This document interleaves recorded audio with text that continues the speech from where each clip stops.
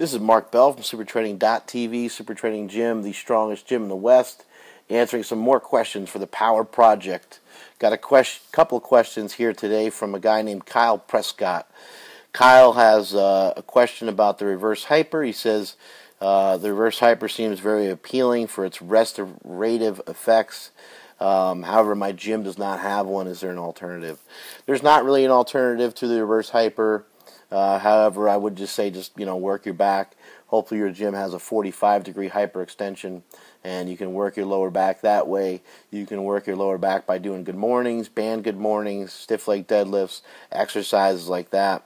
There is no alternative to a reverse hyper. You could shove your gym manager into buying one from either WestsideBarbell.com or RogueFitness.com, and that might be an option. It's kind of hard sometimes to get them to buy something like that, but if you explain to them what it does and how it works, maybe print up some information about it, and kind of preach to them about the effects of it and how it can help them get more members, because it can help people with lower back pain, which many people suffer from. So maybe that would be an option. Question number 2, you said, do I recommend a conjugate system to people that are new to powerlifting? Absolutely, of course I do. The one thing though, if someone's new to lifting altogether, then we have a very large mountain to climb, and it's going to take a while to bring people up to speed on certain things that are incorporated into the conjugate Westside style. It's things like speed work.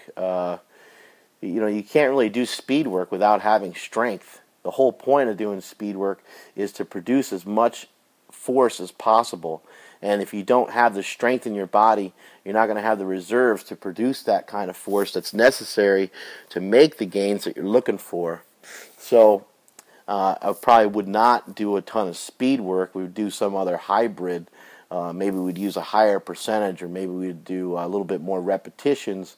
Rather than doing 10 sets of 2, maybe we'd do something more like 5s to 5, and just work on the mechanics of the lift and have them learn to lift properly before we ever try to go fast. You hear that old term, you got to walk before you run.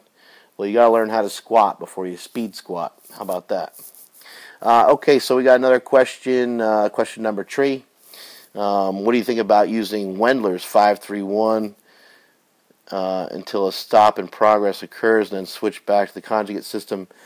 Anytime you're doing a program and it ceases to work, you're going to have to switch things up a little bit. I like Jim Wendler's 5-3-1 program for many reasons. One reason is that it's simple to follow, and he's inspired a lot of people to follow his program, which is not an easy thing to do. So I commend him on that.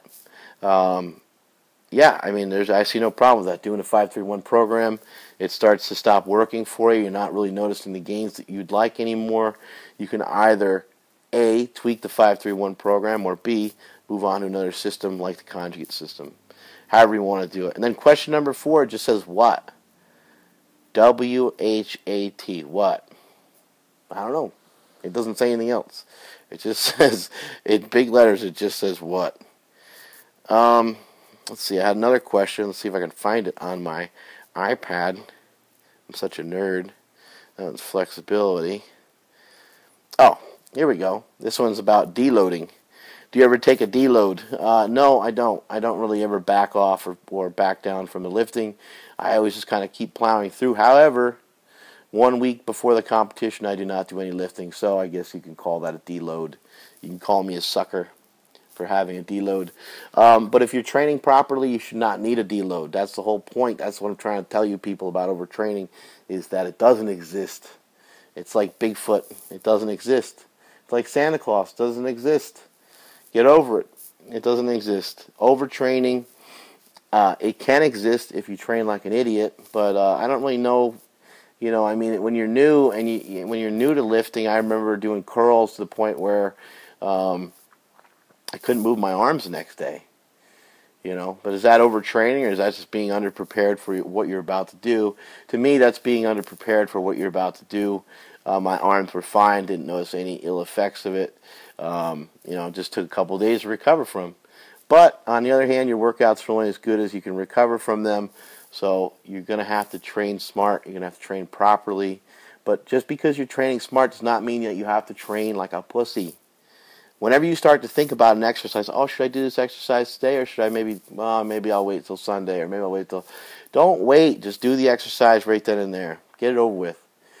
Get it over with. You won't get too sore. You won't be overtrained. Trust me.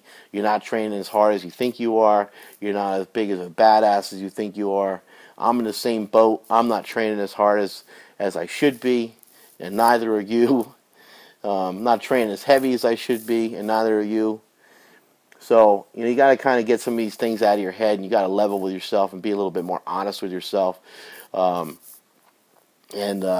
then you won't have to worry about deloading and overtraining. That's it from supertraining.tv. Later.